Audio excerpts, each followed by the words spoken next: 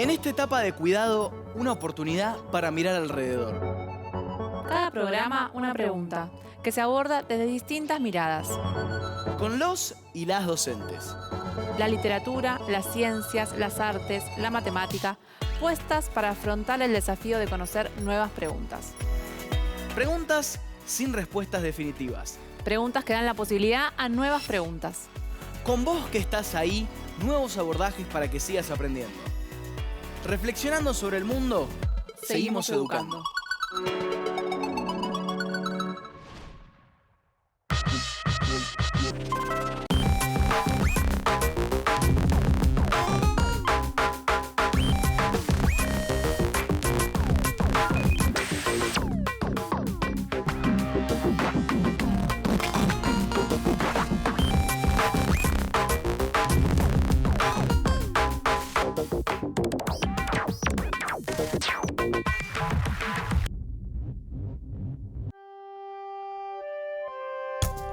Siglo XX, cambalache, problemático y febril. Palabras de un tango de Enrique Santos Discépolo, que se hicieron sentir a lo largo de un siglo. La Primera y la Segunda Guerra Mundial, revoluciones sociales, el horror del Holocausto, la bomba atómica. Pero también el esplendor de los avances científicos, la penicilina, el auto, el teléfono. Historias contadas por primera vez en la pantalla de un cine. Una Argentina industrializada en periodo de entreguerras. El nacer del peronismo, el movimiento obrero y el vigor sindicalista. 100 años en los que se asoman conflictos raciales, luchas de minorías, una escalada imparable de la ciencia y la tecnología. Siglo XX, ¿un cambalache? Grandes pérdidas, grandes avances.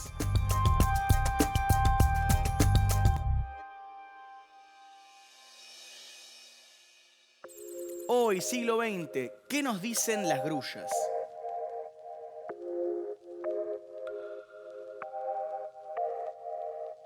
Ya vimos que la Primera Guerra Mundial fue uno de los acontecimientos más dolorosos del siglo XX. Hoy queremos detenernos en otro más triste aún, la Segunda Guerra Mundial, que tuvo lugar entre 1939 y 1945. Ya veníamos de calmar las aguas de la Primera Guerra. ¿Qué pasaba en el mundo que volvió a darse el contexto para la Segunda? Había quedado una profunda crisis económica que se produjo después de la Primera Guerra. Buena parte del mundo fue escenario. Una serie de procesos políticos conocidos como totalitarismos atravesaron algunos de los países que protagonizaron este conflicto bélico. ¿Qué es el totalitarismo? Es una manera de llamar a ciertos regímenes de gobierno. En el totalitarismo hay un líder fuerte que ejerce el poder de forma autoritaria y controla de manera rígida muchos aspectos de la vida en sociedad desde el Estado. Los más conocidos por su violencia y las consecuencias que dejaron en el mundo fueron el nazismo y el fascismo. Ok, sí, claro, a ver, con Adolf Hitler y Benito Mussolini como protagonistas de esta guerra. La Segunda Guerra Mundial dividió al siglo y al mundo. Dejó un saldo atroz de muertes, devastación y huellas que serían imborrables en la memoria de toda la humanidad.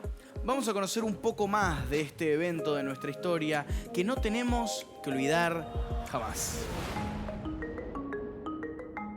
Cuando terminó la Primera Guerra, el mundo empezó a tomar un nuevo rumbo. Pero la paz no perduraría, algo quedaba latente del primer gran conflicto a escala mundial. En Estados Unidos se vivía un periodo de esplendor en los años 20. Después de la aparente victoria, su economía florecía. Crecieron el lujo y el despilfarro a tal punto que a esta década se la llamó los años locos. Pero los años locos no podían seguir para siempre. El exceso de consumo llevó pronto a una crisis por la inversión especulativa en la bolsa de comercio de Wall Street. A fines de octubre de 1929, todo se derrumbó. El mundo no estaba preparado para salir de esta gran crisis económica. Cada país empezó a organizarse, pero los gobiernos demócratas liberales perdían prestigio y credibilidad. En algunos países se empezaba a gestar un peligroso caldo de cultivo, iban en ascenso los gobiernos totalitarios que sostenían las doctrinas fascista en Italia y nazi en Alemania. En estos países se incentivaba el nacionalismo y la participación del Estado en muchos ámbitos de la vida social, política y económica. Estas ideas crecieron y el autoritarismo creció desmedidamente. Por otro lado, la URSS también daba forma a un régimen totalitario con características diferentes a las occidentales. Estos regímenes desmantelaron toda forma de oposición y ejercieron un control absoluto de la sociedad civil, incluso de la propiedad privada. En todos estos regímenes había un partido único y las libertades individuales empezaban a perder valor. El peligro crecía. El nacionalsocialismo alemán, encabezado por Adolf Hitler desde 1933, llevó adelante políticas ligadas a reducir la desocupación, desarrollar la industria nacional y fortalecer la moneda, pero también concentró el poder en su figura, instalando un gobierno unipersonal.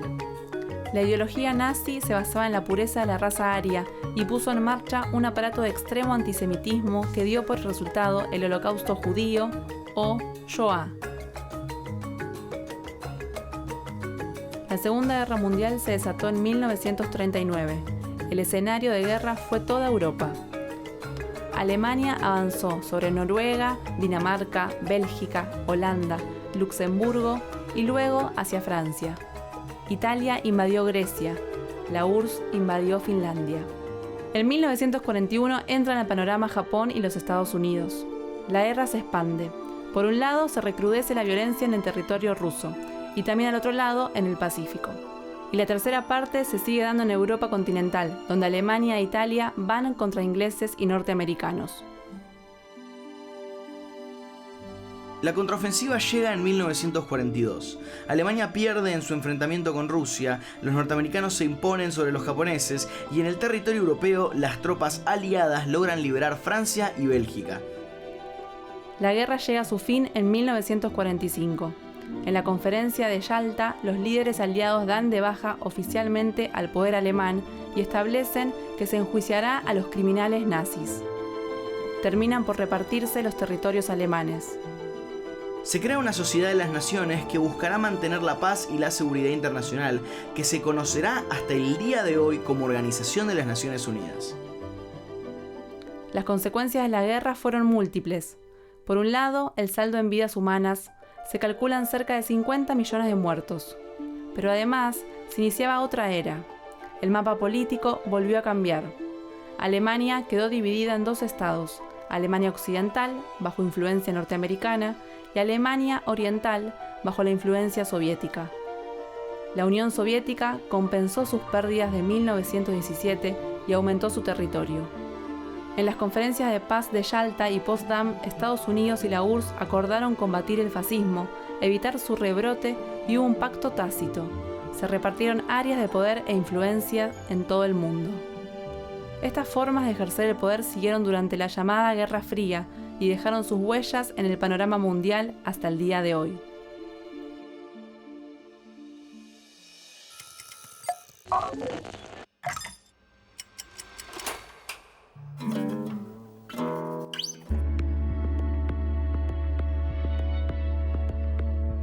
La mitad del siglo XX no fue solo guerra y desolación, también fuimos testigos de una gran revolución musical.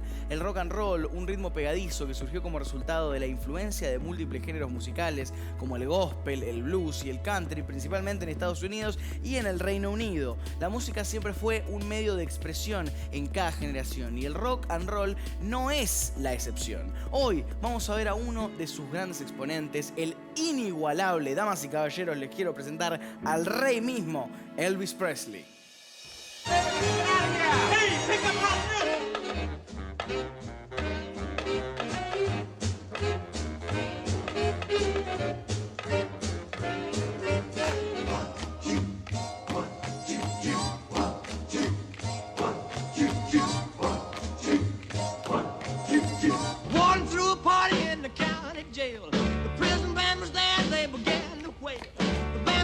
And the drum began to swing.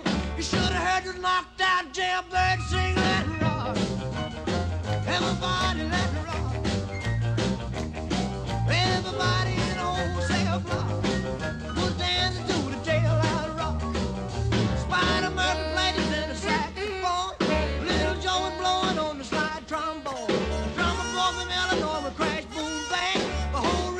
attraction was a purple gang, let's rock. Everybody, let's rock. Everybody in old cell block was dancing to the jail, let's rock. Number 47 said to number 3, you were the cutest jailbird I ever did see. I sure would be delighted with your company. Come on and do the jailhouse rock with me, let's rock. Everybody, let's rock. Lay it on me, Daddy-O. Everybody in old cell block was dancing to the jailhouse rock, rock, rock, rock. Rock, rock, rock, rock to the jailhouse rock. Rock, rock, rock, rock, rock to the jailhouse rock. Sad sack was sitting on a block of stone, way over in the corner weeping all alone. The warden said, hey buddy, don't you be no square. If you can't find a partner, use a wooden chair. Let's rock. Rock, rock. Everybody, let's rock. Rock, rock. Everybody in old cell block was dancing to the jailhouse rock. Shifter Henry said the bugs, for heaven's sake, no one's looking out a chance to make a break. Bugsy turned to Shifter and he said, nix, nix, I wanna stick around, I wanna get my kick. Let's rock. Rock. Everybody, let's rock. Rock. Everybody in old cell block was dancing to the jailhouse rock. Dancing to the jailhouse rock, rock, rock, rock. Dancing to the jailhouse rock, rock, rock, rock. Dancing to the jailhouse rock, rock, rock, rock. Dancing to the jailhouse rock, rock, rock, rock. Dancing to the jailhouse rock, rock, rock, rock. Dancing to the jailhouse rock, rock, rock, rock. Dancing to the jailhouse rock, rock, rock, rock. Dancing to the jailhouse rock, rock, rock, rock.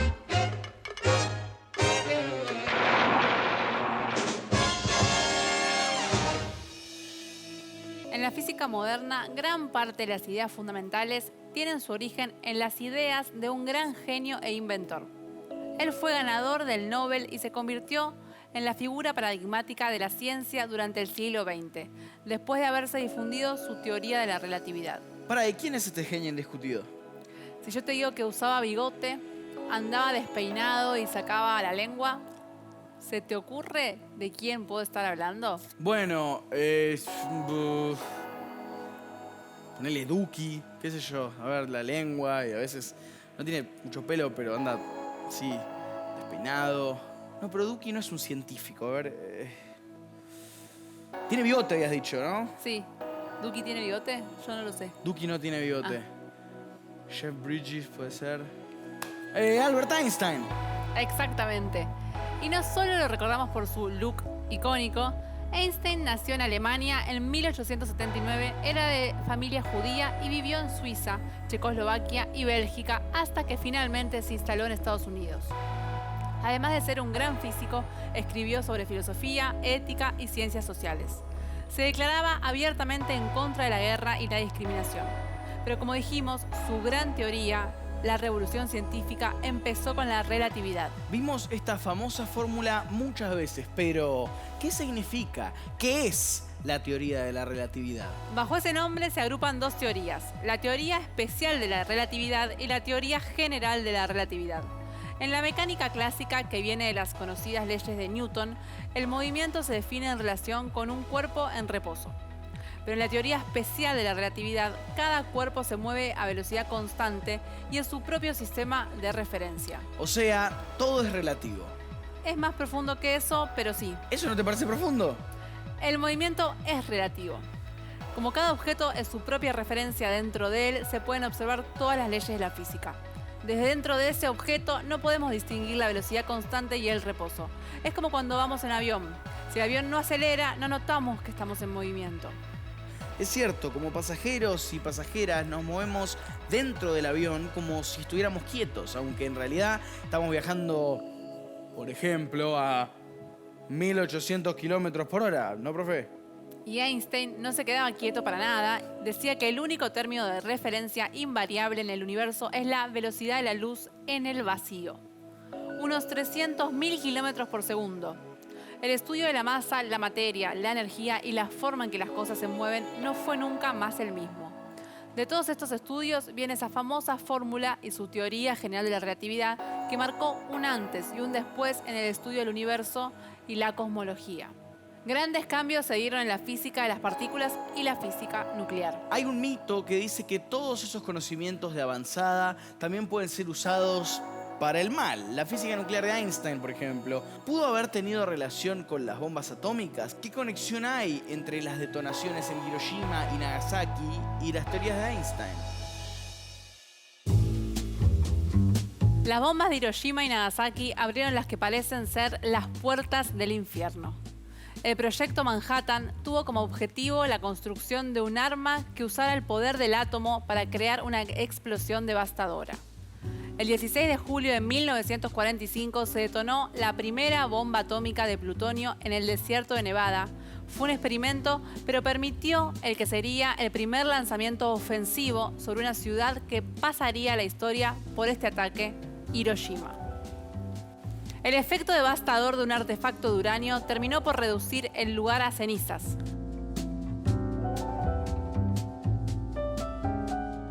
Mató en el acto a miles de personas y dejó graves consecuencias en todos los que estaban cerca. Así empezó la llamada era nuclear. Pero esta triste historia no terminó en Hiroshima. Una segunda misión, 3 días después, arrojó sobre Nagasaki el segundo aparato nuclear de distinta composición radioactiva. Esta vez estaba hecho de plutonio.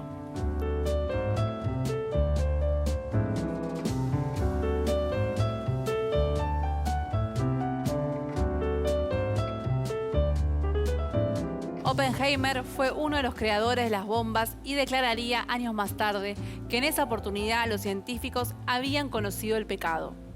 Este hecho inédito marcaría un antes y un después en la historia de la humanidad y también en la historia del conocimiento.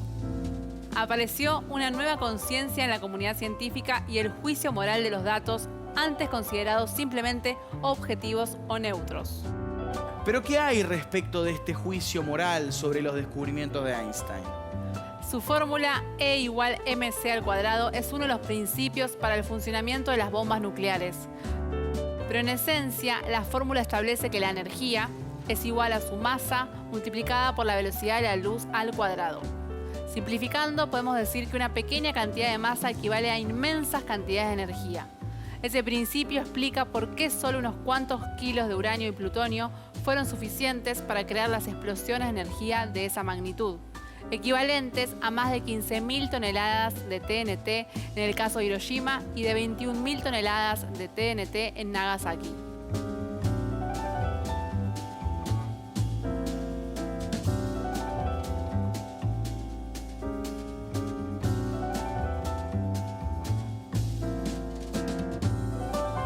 En julio de 1946, la revista Time publicó en su portada una ilustración del rostro de Einstein y de fondo la nube en forma de hongo que produjeron las explosiones. En el medio del humo imprimieron la fórmula E igual mc al cuadrado. Aunque el mito quedó instaurado, la relación entre la bomba y la teoría de Einstein no es tan clara. La ecuación de Albert explica de dónde viene la energía, pero no dice cómo hacer una bomba atómica, ni siquiera dice que una bomba atómica sea posible. Entender la teoría de la relatividad puede ayudarnos a explicar por qué funcionan las bombas atómicas, pero no cómo funcionan. En el momento de la explosión murieron instantáneamente 145.000 personas, de total de 300.000 que habitaban la ciudad, víctimas de la onda de choque y de la ola de calor causada por la fisión atómica. En 3 semanas se agregaron 15.000 más en Hiroshima y 32.000 en Nagasaki. Hasta un año después, 77.000 muertos engrosaron la lista. 285.000 personas más estuvieron expuestas a la radiación y de ellas murieron hasta 1978, 80.000. Pero el saldo de muertes y destrucción tuvo que tener una contrapartida. La humanidad cambió también su conciencia ética acerca de la ciencia, la guerra y sus consecuencias. Más de 210.000 muertos y 328.000 víctimas nos llaman a una profunda reflexión. Vivir en paz tiene que convertirse en nuestro objetivo como humanidad. La paz es patrimonio de todos y todas, no es algo que surja naturalmente, la cultivamos, se crea y obviamente se comparte. conflicto debe ser solucionable a través de nuevos caminos, de la convivencia y el trabajo en conjunto.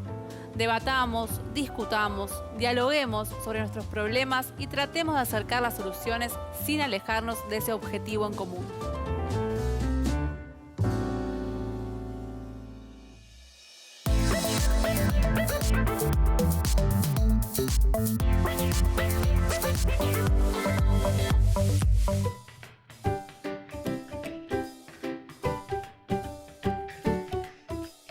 El cambalache no se detiene. Seguimos descubriendo el siglo XX y explorando algunos de los hitos que marcaron la historia del mundo. Ahora es momento de escucharlos y escucharlas a todos ustedes.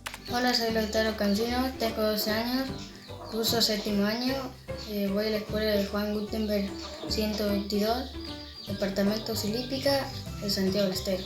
Hola, soy Josefina González Bianco, vivo en la ciudad de Villa María, de la provincia de Córdoba, y voy a la escuela Instituto Secundario Bernardino Rivadavia.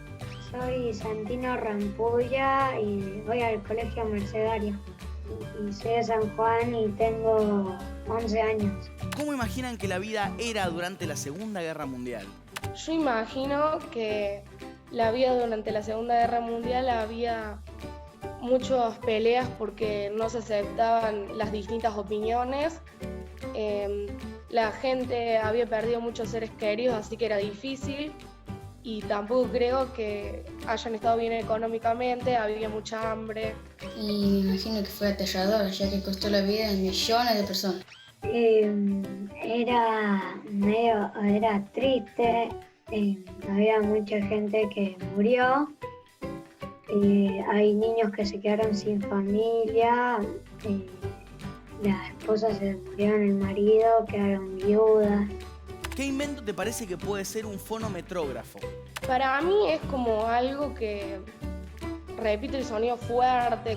El invento sería un instrumento que permite medir la intensidad de los sonidos.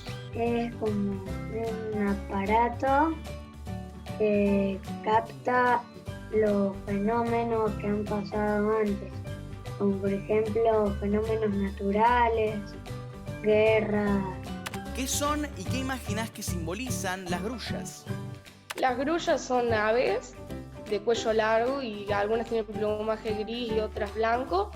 Y para mí representan paz, salud. Las grullas son figuras de papel con forma de ave que simbolizan la paz, la salud, el bienestar y la felicidad. Las grullas son aves que tienen el pico muy largo y las alas también, y representan la paz.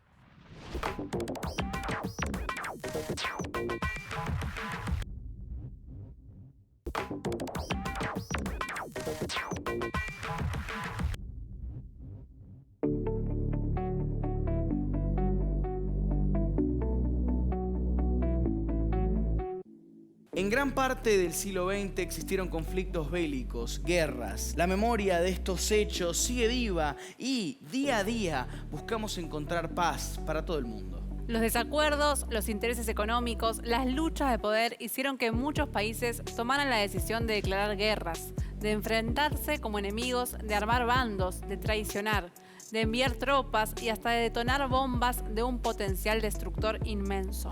Pero existen voces que se manifiestan para que nunca más vuelva a suceder algo como Hiroshima o Nagasaki, que ese evento sea definitivamente el último. Todos y todas tenemos que hacer algo distinto, tenemos que aportar a este ideal de paz y serenidad. Desde Hiroshima, en la cultura japonesa, la figura de la grulla cobra un sentido simbólico. Es un gesto para la paz. Y hubo una chica muy especial que también se convirtió en leyenda. Conozcamos la leyenda de Sensaburu y la historia de Sadako.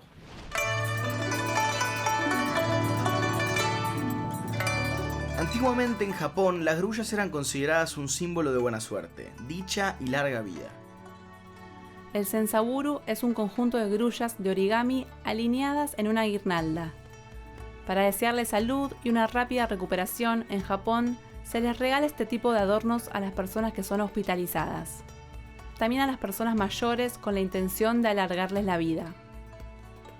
La leyenda cuenta que cuando tenés la paciencia y el tiempo para armar 1000 grullas y le pedís un deseo con fuerza, ese deseo se cumple.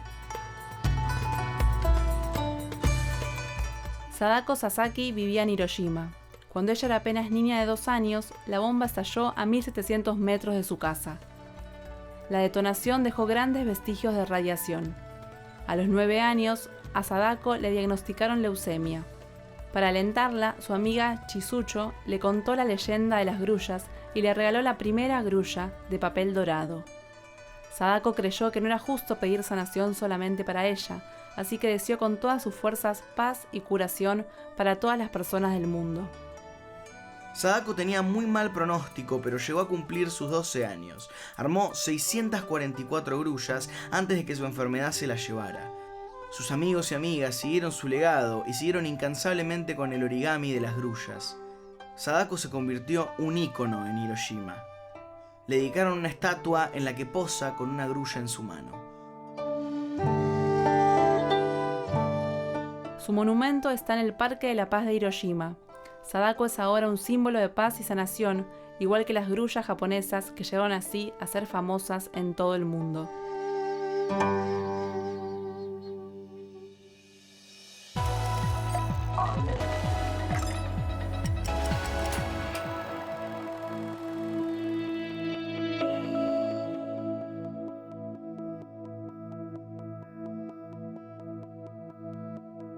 Este cuento de Elsa Bornemann cuenta una historia de amor.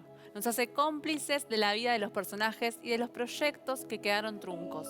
Hay algunos espacios en blanco en los que los lectores y las lectoras reviven la memoria del pasado, el dolor y el sinsentido de la guerra atómica, la falta de racionalidad y las ambiciones de poder. Los textos poéticos nos permiten ver más allá. Con distintos puntos de vista e interpretaciones nos obligan a bucear adentro nuestro. A través de la inocencia podemos entender crudamente el contraste de dos espacios, el de adentro y el de afuera. La tensión de esta lucha despierta emociones profundas y nos reconocemos en esas emociones humanas.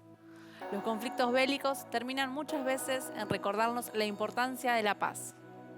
Este ideal por el que queremos seguir trabajando. La obra de Bornemann nos recuerda que la reflexión y el amor conviven en un tiempo frágil que todos y todas tenemos que preservar. Vamos a compartir un fragmento del cuento 1000 grullas de Elsa Bornemann. Esta es la historia de dos niños, Naomi Watanabe y Toshiro Ueda, que crecen en un mundo que estaba en guerra. Ambos habían nacido en Hiroshima y, como dice la autora, crecieron en un clima de sobresaltos entre adultos callados y tristes, compartiendo con ellos los escasos granos de arroz que flotaban en la sopa diaria y el miedo en torno a las noticias de la radio que hablaban de luchas y muerte. Y también crecieron descubriéndose el uno al otro, mirándose de reojo cuando caminaban a la escuela, apenas intercambiando alguna frase, pero estando muy atentos el uno del otro. Así pasaron los días en la escuela, acompañándose con miradas, gestos, compartiéndose almuerzos que calmaban al hambre de la guerra, hasta que llegó el verano y con él las vacaciones escolares. Era imposible verse durante esos meses, ya que sus familias no se conocían, así que no había más remedio que esperar el paso del tiempo. Mientras tanto, ambos se pensaban. Naomi se ajusta el obi de su kimono y recuerda a su amigo. ¿Qué estará haciendo ahora? Ahora, Toshiro pesca en la isla mientras se pregunta, ¿qué estará haciendo Naomi? En el mismo momento, un avión enemigo sobrevuela el cielo de Hiroshima. En el avión, hombres blancos que pulsan botones y la bomba atómica surca por primera vez un cielo, el cielo de Hiroshima. Un repentino resplandor ilumina extrañamente la ciudad. En ella, una mamá amamantando a su hijo por última vez. Dos viejos trenzan bambúes por última vez.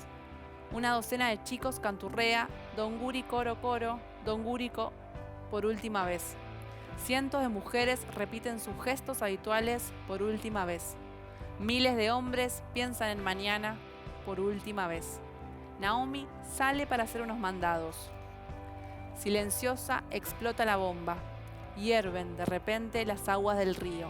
Y 500.000 de japoneses, 500.000 de seres humanos se desintegran esa mañana.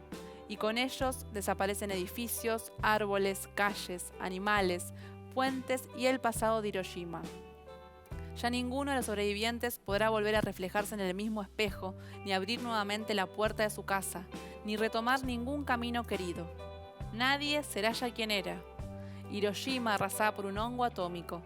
Hiroshima es el sol, ese 6 de agosto de 1945. Un sol estallando. Recién en diciembre logró Toshiro averiguar dónde estaba Naomi, y que aún estaba viva, Dios. Ella y su familia, internados en el hospital ubicado en una localidad próxima a Hiroshima, como tantos otros cientos de miles que también habían sobrevivido al horror, aunque el horror estuviera ahora instalado dentro de ellos, en su misma sangre. Y hacia ese hospital marchó Toshiro una mañana. El invierno se insinuaba ya en el aire y el muchacho no sabía si era el frío exterior o su pensamiento lo que le hacía tiritar.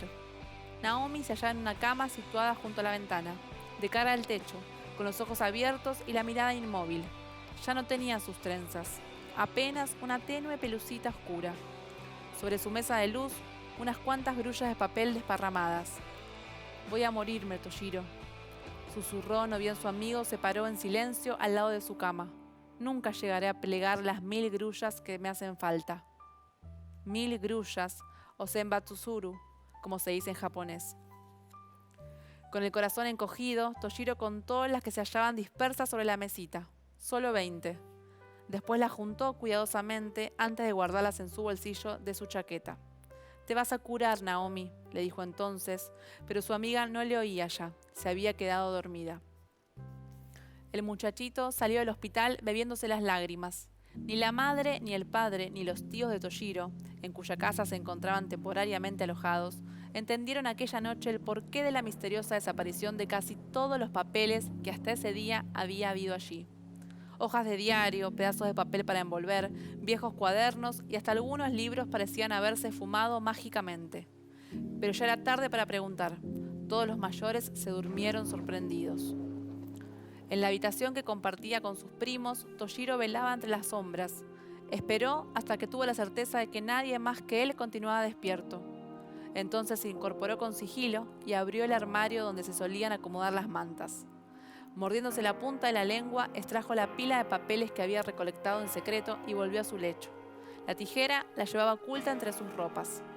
Y así, en el silencio y la oscuridad de aquellas horas, Toshiro recortó primero 980 cuadraditos y luego los plegó, uno por uno, hasta completar las 1000 grullas que ansiaba Naomi, tras sumarles las que ella misma había hecho. Ya amanecía. El muchacho se encontraba pasando hilos a través de las siluetas de papel. Separó en grupos de 10 las frágiles grullas del milagro y las aprestó para que imitaran el vuelo, suspendidas como estaban en un leve hilo de coser, una encima de la otra. Con los dedos paspados y el corazón temblando, Toshiro colocó las 100 tiras dentro de su furoshiki y partió rumbo al hospital antes de que su familia se despertara. Por esa única vez, tomó sin pedir permiso la bicicleta de sus primos. No había tiempo que perder. Imposible recorrer a pie como el día anterior los kilómetros que los separaban del hospital. La vida de Naomi dependía de esas grullas. «Prohibida las visitas a esta hora», le dijo una enfermera impidiéndole el acceso a la enorme sala en uno de cuyos extremos estaba la cama de su querida amiga. Toshiro insistió. «Solo quiero colgar estas grullas sobre su lecho, por favor». Ningún gesto denunció la emoción de la enfermera cuando el chico le mostró las avecitas de papel. Con la misma aparente impasibilidad con que momentos antes le había cerrado el paso, se hizo a un lado y le permitió que entrara. «Pero 5 minutos, ¿eh?» Naomi dormía. Tratando de no hacer el mínimo ruidito, Toshiro puso una silla sobre la mesa de luz y luego se subió. Tuvo que estirarse a más no poder para alcanzar el cielo raso, pero lo alcanzó, y en un rato estaban las 1000 grullas pendiendo del techo, los 100 hilos entrelazados firmemente sujetos con alfileres. Fue al bajarse de su improvisada escalera cuando advirtió que Naomi lo estaba observando. Tenía la cabecita echada hacia un costado y una sonrisa en los ojos. «Son hermosas, Toshi-chan. Gracias». «Hay un millar. Son tuyas, Naomi, tuyas». Y el muchacho abandonó la sala sin darse vuelta. En la luminosidad del mediodía que ahora ocupaba todo el recinto, 1000 grullas empezaban a balancearse impulsadas por el viento que la enfermera también dejó colar al entreabrir por un instante la ventana. Los ojos de Naomi seguían sonriendo. La niña murió al día siguiente, un ángel a la intemperie frente a la impiedad de los adultos. cómo podían 1000 frágiles avecitas de papel vencer el horror instalado en su sangre. Febrero de 1976. Toshiro Ueda cumplió 42 años y vive en Inglaterra. Se casó, tiene 3 hijos y es gerente de sucursal de un banco establecido en Londres. Serio y poco comunicativo como es, ninguno de sus empleados se atreve a preguntarle por qué. Entre el aluvión de papeles con importantes informes y mensajes telegráficos que habitualmente se juntan sobre su escritorio, siempre se encuentran algunas grullas de origami dispersas al azar. Grullas seguramente hechas por él, pero en algún momento en que nadie consigue sorprenderlo. Grullas desplegando alas en las que se descubren las cifras de la máquina de calcular. Grullas surgidas de servilletitas con impresos de los más sofisticados restaurantes. Grullas y más grullas. Y los empleados comentan divertidos que el gerente debe creer en aquella superstición japonesa. Algún día completará las 1000, cuchichean entre risas. ¿Se animará entonces a colgarla sobre su escritorio?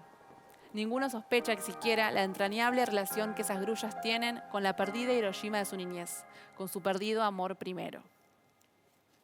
Esto fue 1000 grullas de Elsa Bornemann.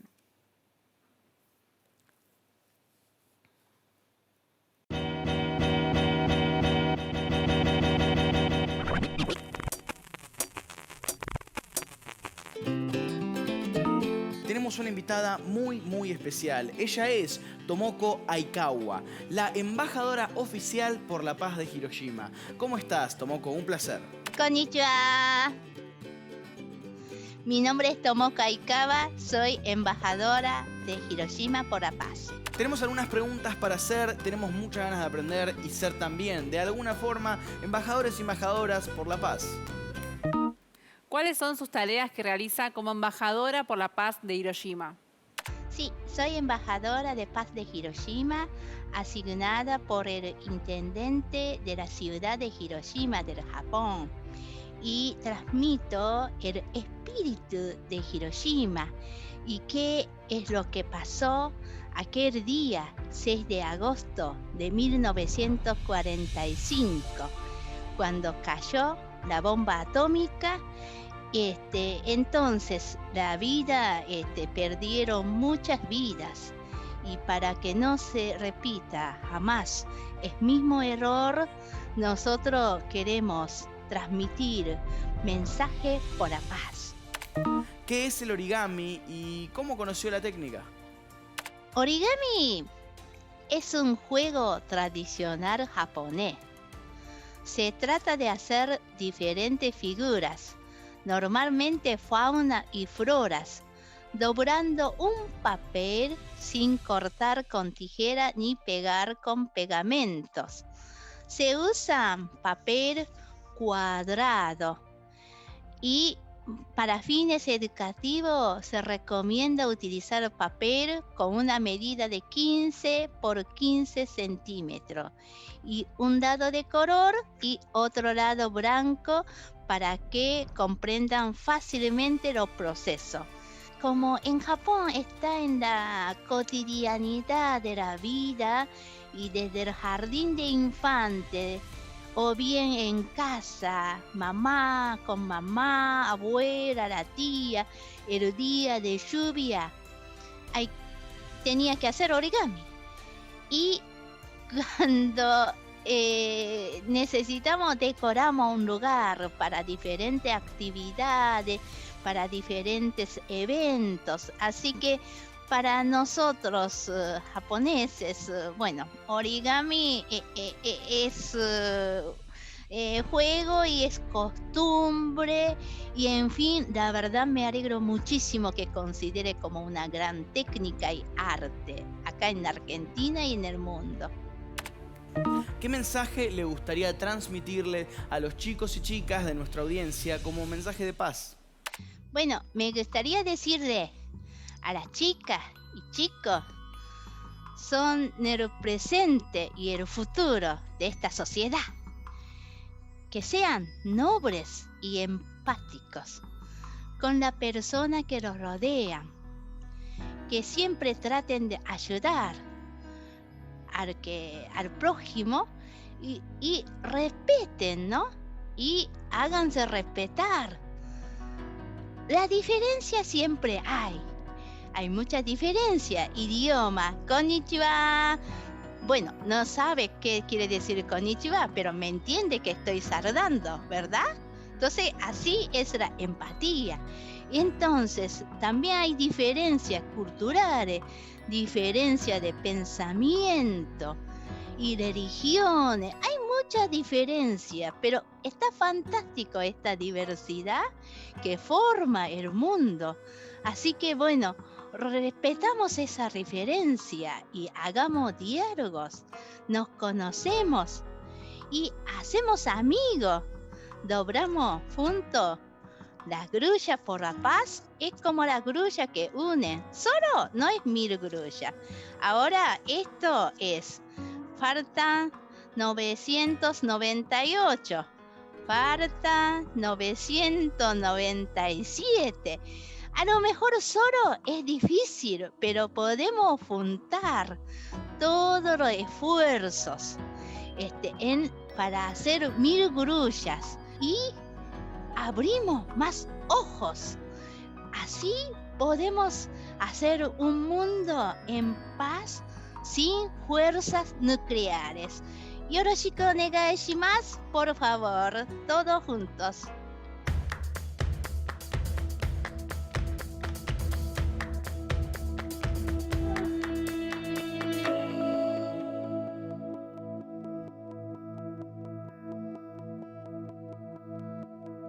La señora Tomoko nos compartió grandes enseñanzas sobre la paz y el mundo del origami. Inspirado en estas lecciones tan especiales, tenemos, o más bien se me ocurrió a mí porque esta es mi idea, un experimento muy divertido.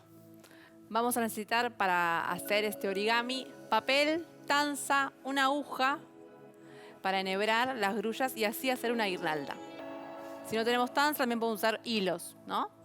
Y si no tienen papel especial de origami, pueden usar cualquier papel que tenga forma cuadrada. Acá tenemos nuestros papeles, como pueden ver, hermosos. Pero pará, Magali, yo no sé cómo hacer origami. ¿Cómo empezamos? Bueno, el primer paso va a ser marcar el papel doblándolo por las diagonales. Ok.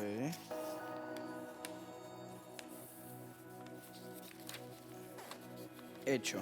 Solo doblar y que queden marcadas las dos. ¿Bien? Perfecto. Y ahora por las mitades.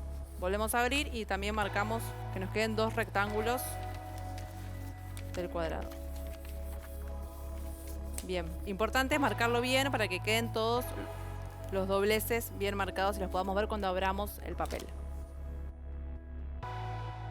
Lo importante cuando marcamos las diagonales y las rectas es que para un lado estén marcadas las diagonales y después hay que girar el papel y para el otro marcar lo que serían las mitades. Ok. Porque esto nos va a servir después para el paso que sigue. Porque volvemos a abrir y vamos a tener esto así para que cuando levantamos aparezca así un cuadrado. Oh. Bien. Y ahora dejamos el lado abierto para arriba y el lado cerrado para abajo. Y vamos a hacer, llevando a la línea que estaba marcada, plegada hacia el centro. Vamos a volver a doblar para tener 2 triángulos y del otro lado lo mismo. Oh. Y así se va a formar un rombo. Un hermoso rombo. Ahí va. Bien. Ahí está. Parece un diamante. Ahora vamos a esta parte que está acá, doblarla para abajo. Para marcarla para un lado y para el otro. Ahora desplegamos el rombo, lo volvemos a abrir. Y levantamos. Nos va a quedar así. Una boca. Claro. Y vamos a meter así para adentro. Para plegar hacia adentro. Ahí está. Ahí está. Bien. De este lado y hacemos lo mismo del otro lado. Bien, tenemos el rombo así. Vamos a volver a plegar para el centro. En las puntas, lo mismo del otro lado. Así y así. Y ahora vamos a doblar buscando cerrar ahí y que se vea esta línea de pliegue. Ok.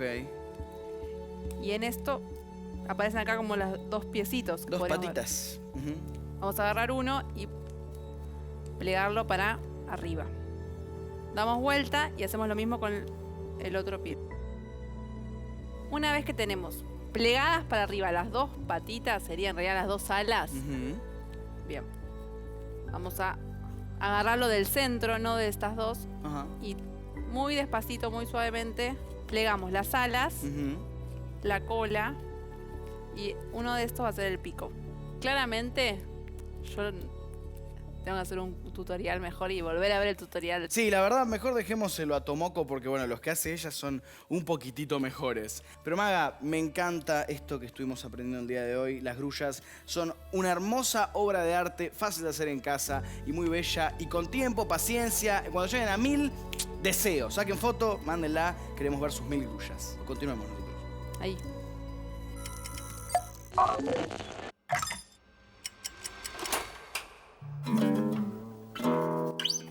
Nico, te tenemos aquí de vuelta. En este caso no hay tantas cosas en la mesa, hay un montón de marcadores. Tenés tu mágica y mística caja de Nico mágica. ¿Y qué nos traes el día de hoy? Hoy quería hablar del siglo XX, la música, las innovaciones que trajo a la música el siglo XX, pero quería arrancar con un compositor que en realidad se sitúa a finales del siglo XIX y principios del siglo XX y traza como una especie de puente, si queremos.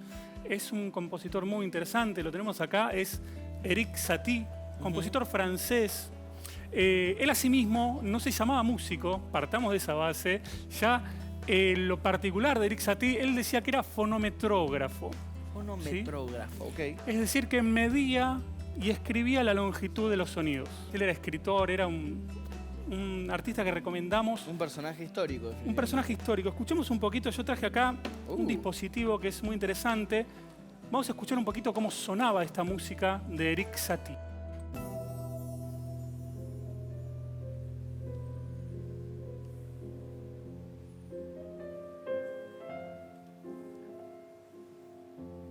Me gustan los pianos, ya lo hablamos en el pasado, puede ser, pero... El piano para mí es un instrumento maravilloso. Acá vemos cómo son pequeñas notas. Esto que parece que él decía que medía las notas y las escribía, se escucha en su música. Bueno, antes de seguir hablando un poco, me gustaría que... Yo acá traje una grilla para que hagamos como una experiencia de composición con Satie. Porque esto que se llamaba fonometrógrafo, Ajá. ¿te acordás? Sí, sí. Que medía y escribía la longitud de los sonidos. Vamos entonces a hacer una especie de grilla. Acá tenemos centímetros, acá tenemos las notas musicales. Me parece fantástico. Y lo que vamos a hacer es hacer líneas, medirlas como si los centímetros realmente fueran segundos, Ok. y hacemos una melodía. Me parece muy bien. Porque una de las cosas que trae el siglo XX, esto es una experiencia que vamos a hacer y lo vamos a ir viendo con el correr de esta pequeña clase, es una innovación no solo en el sonido, sino en la forma de escribir. Ya la forma de escribir empieza a cambiar y la forma de escuchar también. Ok. Entonces vamos a acercarnos un poco a esto. Dale. ¿Querés agarrar un marcador? Dale. Haces una línea en alguna de estas notas desde el principio, ¿no? Como si esto fuera una línea temporal que sigue acá. A ver. Entonces podés hacer alguna línea. Bien. Estupendo. Vemos que ahí llega hasta 9. Yo voy a hacer alguna liñita más por acá. Ahí está. Ahí va. Una línea hermosa hice. Voy a hacer otra línea por acá. Ok. Y a ver, una liñita más y vamos a ver cómo suena eso. ¿Querés hacer una más mientras saco Dale. mi querido Glockenspiel? Mi querido... Ah, pensé que me estás diciendo a mí como un apodo. Como mi querido amigo amarillo, como viste la Pantera Rosa le decía a Cato. Mi querido Luca. Entonces tenemos este maravilloso método. Tenemos la nota sol, sabemos que es la nota sol porque dice ahí sol. La medimos como haría un buen fonometrógrafo y mide 4 centímetros. Estamos midiendo el sonido. 4 centímetros. Eso solo en radio, Nico. El sol en 4 centímetros y tenemos una nota mi en 3 centímetros. ¿Cómo sería esto? Vamos a escuchar cómo suena un sol. Un sol. Mi. Entonces contamos. Habíamos dicho, ¿cuántos centímetros? Hemos dicho 3 centímetros, 4 centímetros. 4 centímetros y 3 centímetros. Entonces, a ver. Sol, mi. 4 y 3. Ok. Ya ahí tenemos una diferencia, ¿no? Estamos viendo la longitud. Mira, otra vez 4. Estamos con estamos con 4, 3 Impresionante. y 12. 4, 3, ¿sabes que esos son números muy interesantes que vamos a ver en un ratito? Así que acordémonos del 4 y el 3. Sol, mi, la. Esto también medía 4, entonces sol. Sol, mi, la. Eso sin las duraciones, ¿no? Pero si lo hacemos con las duraciones, ayúdame a contar, a ver. Sol, mi, la. Bien, así podemos nosotros hacer una partitura como nosotros queremos, lo podemos hacer con colores, lo podemos hacer con centímetros. Entonces, tenemos este sistema de Erik Satie, del fonometrógrafo querido de Erik Satie. Ahora, él compuso una obra que no llegó a estrenar, que se llama Vejaciones. Vejaciones. Tengo por acá, a ver, si no me equivoco... Sí, acá está, mirá. Esta obra... Ya escrita en forma tradicional, como él escribía, ¿no? Escrita en música. Escrita en partitura, lo que se llama, pero es esta la obra. Con una pequeña diferencia sutil que dice acá. A ver.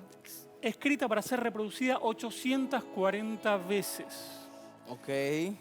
Y decía que el músico tenía que prepararse mentalmente para hacer esta experiencia. Esto es una de las cosas que también encuentra. Y la encuentra una persona muy interesante, que es la persona que la estrena muchos años después. Tengo el programa original de cuando se estrenó. La hizo John Cage, ¿sí? En el año 63, un lunes. Comenzó el concierto a las 6 de la tarde. Tocaron todos estos pianistas, se iban alternando los pianistas, porque son 840 veces que hay que tocar esto. Mucho tiempo. Y terminó 12:40 de la madrugada. Tomá. ¿Sí? Se cuenta que en el concierto quedaron 6 personas nada más. Mirá. Y que lo primero que se escuchó cuando terminó ese concierto fue otra vez. Otra. Hágalo de vuelta. Entonces es una forma de pensar también en sonido que resulta interesante, que también es muy del siglo XX. Esto es Vejaciones, de Erik Satie. Esto es lo que la gente escuchaba, 840 repeticiones de esto, y entendiendo la música de otra manera, ¿no? Entendiendo la música con otra cabeza, porque después de escuchar 840 veces algo cambia en el momento. Y esto a Cage le interesaba mucho, le interesaba tanto, yo te había dicho que el número 4 y el número 3 los íbamos a usar en un ratito. Y tengo acá esta obra de John Cage que hizo, que es bastante famosa. Te voy a ejecutar un pedacito con el metalofón. Dale. Son unos segundos nada más. A ver.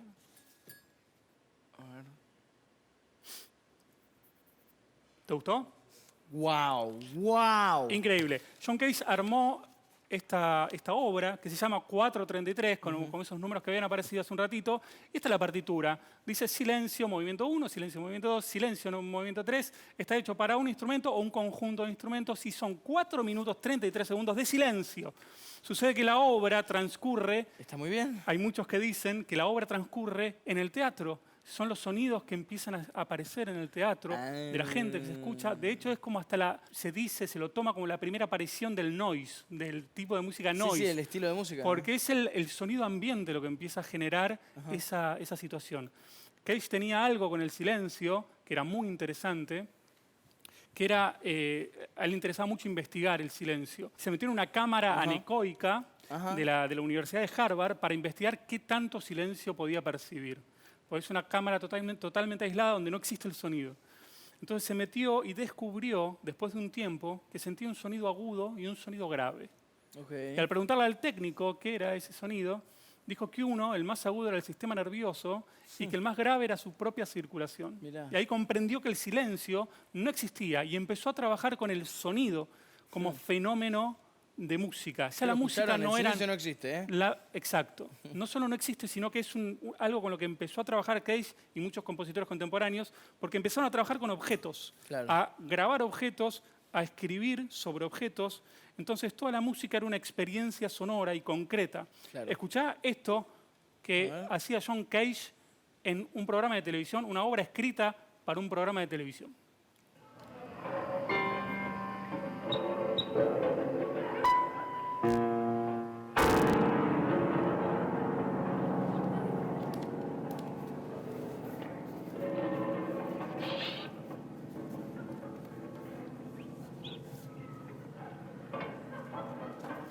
Y bueno, quería en realidad traerte y mostrarte un poco de este universo que es cómo se empezó a abrir en el siglo XX las distintas formas de escuchar la música y las distintas formas de escribir la música.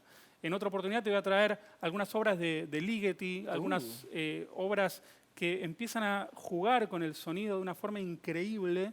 Y vas a ver y vamos a ver con los chicos y las chicas que no hace falta saber lo que es un pentagrama o saber cómo son las notas musicales para poder hacer música o para poder hacer sonidos o para poder tener una experiencia musical, incluso para componer.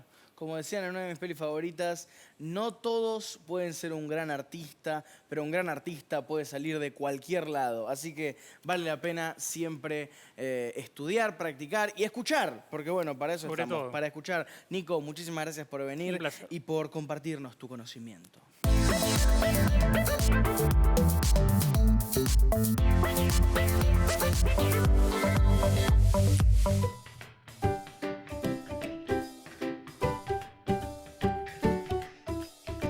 Después de mucho investigar y estudiar, tenemos algunas dudas más que nuestros amigos y amigas del otro lado nos pueden ayudar a resolver. ¿Se animan a seguir contestando un par de preguntas? ¿Crees que la paz mundial es posible? Yo creo que sí es posible si todos cambiamos y empezamos a respetar al otro. Sí, creo que es posible si tenemos en cuenta el respeto, la tolerancia, la justicia y el amor al prójimo. Estaría bueno. Sí, cada persona hace lo mejor que pueda, o sea, si trata bien a las personas, cada uno se trata bien, los países no se pelean y tratan de ganar plata y se hacen amigos, de alguna manera decir que hacen un pacto, que nadie hace guerra, nadie se pelea, se podría llevar a paz. ¿Cómo imaginás que sería el mundo si no existieran más guerras? Y para mí el mundo, si no existieran más guerras, sería más tranquilo y se podría hablar en vez de hacer una guerra, se podría reflexionar y acordar algo a través de la palabra. Imagino que sería maravilloso, sin temor, estaría la paz, el amor y viviremos en armonía. Nos trataríamos mejor entre todos.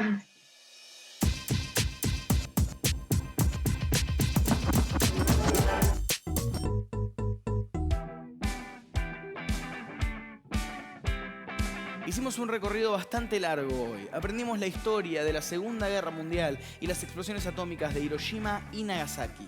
Y conocimos la teoría de la relatividad de Einstein. Todo esto nos hizo pensar en la necesidad de estar en paz.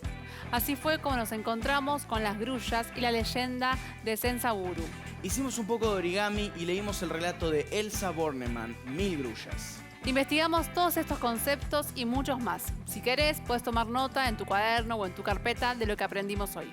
Pero siempre nos quedan preguntas sin responder, y más todavía sobre este cambalache del siglo XX. ¿Qué preguntas se te ocurren, Luca? Preguntas como, después de los ¿cómo era? Totalitarismos. Después de esos flacos, ¿qué otro movimiento surgieron en el siglo XX?